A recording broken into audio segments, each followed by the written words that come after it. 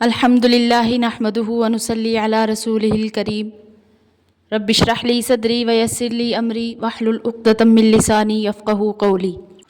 اس سے پچھلی آیتوں میں بیان ہوا تھا کہ اگر مسلمان صبر اور تقوی پر قائم رہیں تو دنیا کی کوئی طاقت ان کو نقصان نہیں پہنچا سکتی۔ تو ان آیتوں میں غزوہ احد کا واقعہ بیان کیا گیا ہے کہ غزوہ احد کے موقع پر جو عارضی شکست اور تکلیف مسلمانوں کو پہنچی وہ انہی دونوں چیزوں میں یعنی صبر اور تقوی میں بعض حضرات کی طرف سے کوتاہی کی بنا پر تھی، جو کہ غزوہ احد میں پیش آیا تھا، اور غزوہ بدر میں فتح کا بیان ہے۔ اعوذ باللہ من الشیطان الرجیم، بسم اللہ الرحمن الرحیم۔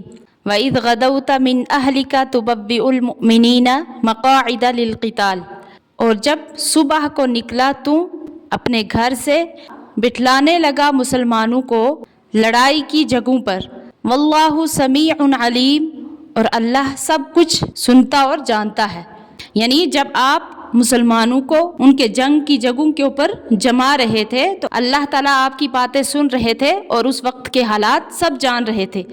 اسی کے ساتھ یہ قصہ بھی ہوا، اذ ہمت طائفتان منکم ان تفشلا، کہ جب ارادہ کیا دو جماعتوں نے تم میں سے کہ نامردی کریں، واللہ ولیہما، اور اللہ مددگار تھا ان کا۔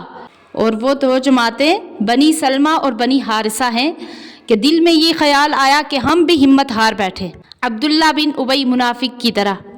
وعلی اللہ فلیتوکل المؤمنون، اللہ ہی پر چاہیے کہ بھروسہ رکھے مسلمان۔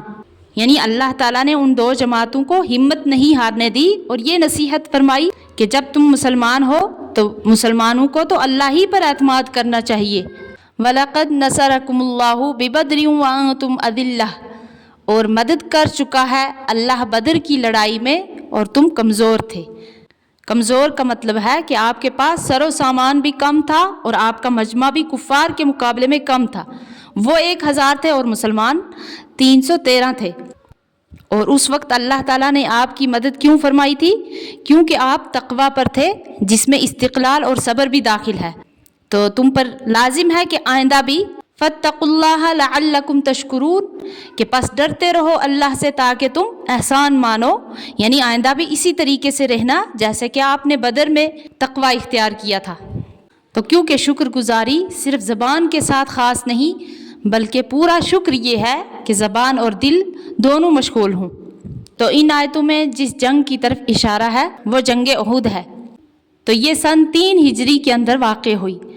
اس سے پہلے سال رمضان المبارک سن 2 ہجری میں بدر کے مقام پر قریشی فوج اور مسلمان مجاہدین میں جنگ ہوئی، جس میں مکہ کے کفار کے 70 نامور اشخاص مارے گئے اور اسی قدر گرفتار ہوئے۔ اس ذلت اور اس ہار کی وجہ سے جو حقیقتاً اللہ تعالیٰ کے عذاب کی پہلی قسط تھی، تو قریش کا بدلہ لینے کا جذبہ بھڑک اٹھا۔ تو جو سردار مارے گئے تھے ان کے رشتہ داروں نے تمام عرب کو غیرت دلائی اور یہ معاہدہ کیا کہ جب تک ہم اس کا بدلہ مسلمانوں سے نہ لے لیں گے چین سے نہ بیٹھیں گے۔ تو سب نے اس بات کو منظور کیا، اور سن 3 ہجری میں قریش کے ساتھ بہت سے دوسرے قبائل بھی مدینہ میں چڑھائی کرنے کی غرض سے نکل پڑے، یہاں تک کہ عورتیں بھی ساتھ آئیں تاکہ موقع آنے پر مردوں کو غیرت دلا کر کم ہمتی سے روک سکیں۔ تو جس وقت یہ 3000 کا لشکر ہتھیار وغیرہ سے پوری طرح تیار ہو کر مدینہ سے 3-4 میل جبل احد کے قریب خیمہ زن ہوا، تو نبی کریم صلی اللہ علیہ وسلم نے مسلمانوں سے مشورہ لیا، کیونکہ آپ صلی اللہ علیہ وسلم کی رائے مبارک یہ تھی کہ مدینہ کے اندر رہ کر دشمنوں کا مقابلہ بہت آسانی اور کامیابی کے ساتھ کیا جا سکتا ہے۔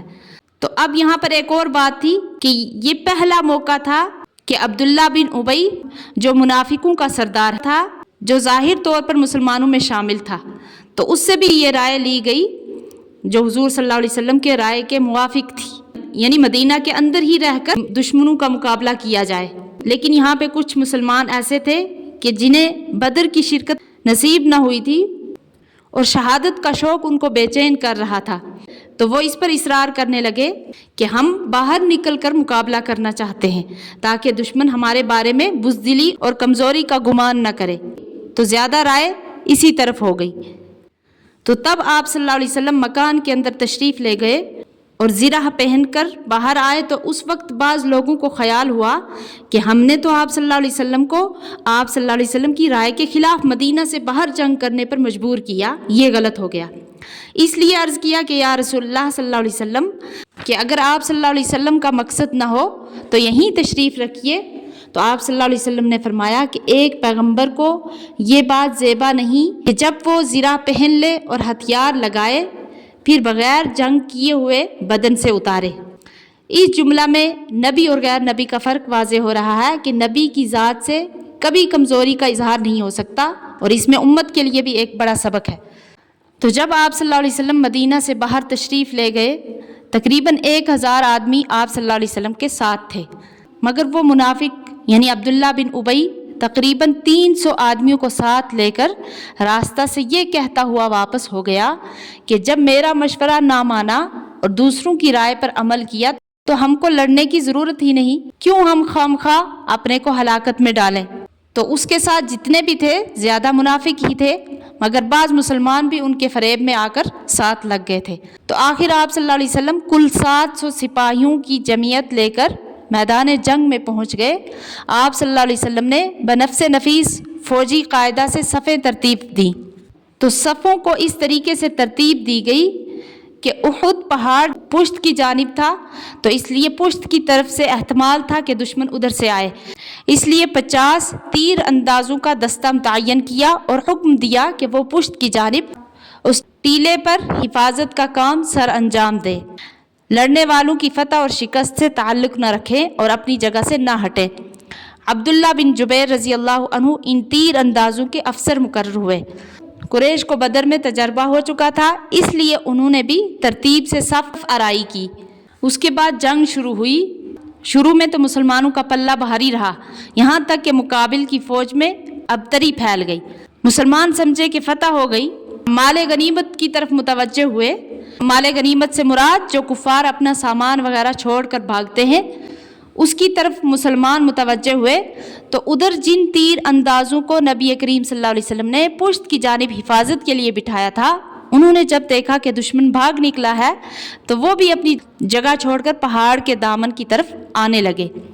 حضرت عبداللہ بن جبیر رضی اللہ عنہ نے ان کو نبی کریم صلی اللہ علیہ وسلم کا تاکیدی حکم یاد دلا کر روکا، مگر چند آدمیوں کے سوا دوسروں نے کہا کہ حضور صلی اللہ علیہ وسلم کے حکم کی تعمیل کسی وقت تک تھی، اب ہمیں سب کے ساتھ مل جانا چاہیے۔ تو اس موقع سے خالد بن ولید نے، جو ابھی تک مسلمان نہ تھے اور اس وقت لشکر کفار کے رسالہ کی کمان کر رہے تھے، تو انہوں نے فائدہ اٹھایا اور پہاڑی کا چکر کاٹ کر درہ سے حملہ کر دیا۔ حضرت عبداللہ بن جبیر رضی اللہ عنہ اور ان کے جو تھوڑے سے ساتھی تھے، انہوں نے اس حملہ کو ہمت اور شجاعت سے روکنا چاہا، مگر نہ روک سکے، اور یہ سیلاب یکایک مسلمانوں پر پھر ٹوٹ پڑا۔ دوسری طرف جو دشمن بھاگ گئے تھے وہ بھی پلٹ کر حملہ آور ہو گئے، تو مسلمانوں کا ایک بڑا حصہ کم ہمت ہو کر میدان سے چلا گیا، لیکن کچھ صحابہ رضی اللہ عنہ ابھی تک میدان میں ڈٹے ہوئے تھے۔ اتنے میں کہیں سے یہ افواہ اڑ گئی کہ نبی کریم صلی اللہ علیہ وسلم شہید ہو گئے، تو اس خبر نے صحابہ کرام رضی اللہ عنہم کے جتنے بھی ہوش رہے تھے وہ بھی گم کر دیے، اور باقی جو لوگ بچے تھے وہ بھی ہمت ہار بیٹھے۔ تو اس وقت نبی کریم صلی اللہ علیہ وسلم کے گرد و پیش صرف 10-12 جاں نثار صحابی رہ گئے تھے، اور آپ صلی اللہ علیہ وسلم خود بھی زخمی ہو گئے تھے۔ شکست کی تکمیل میں کوئی کسر باقی نہیں رہی تھی کہ عین وقت پر صحابہ کرام رضی اللہ عنہم کو معلوم ہو گیا کہ آن حضرت صلی اللہ علیہ وسلم بسلامت تشریف رکھتے ہیں، چنانچہ وہ ہر طرف سے پھر سمٹ کر آپ صلی اللہ علیہ وسلم کے گرد جمع ہو گئے اور آپ صلی اللہ علیہ وسلم کو بسلامت پہاڑی کی طرف لے گئے۔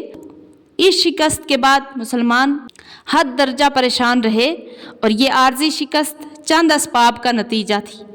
تو قرآن مجید نے آئندہ کے لیے محتاط رہنے کی تلقین فرمائی، اور آیات میں جن 2 جماعتوں کا ذکر ہے، اذ ہمت طائفتان منکم ان تفشلا، یعنی جب تم میں سے 2 جماعتیں اس کا خیال کر بیٹھی کہ ہم ہمت ہار دیں، حالانکہ اللہ تعالیٰ دونوں کا مددگار تھا۔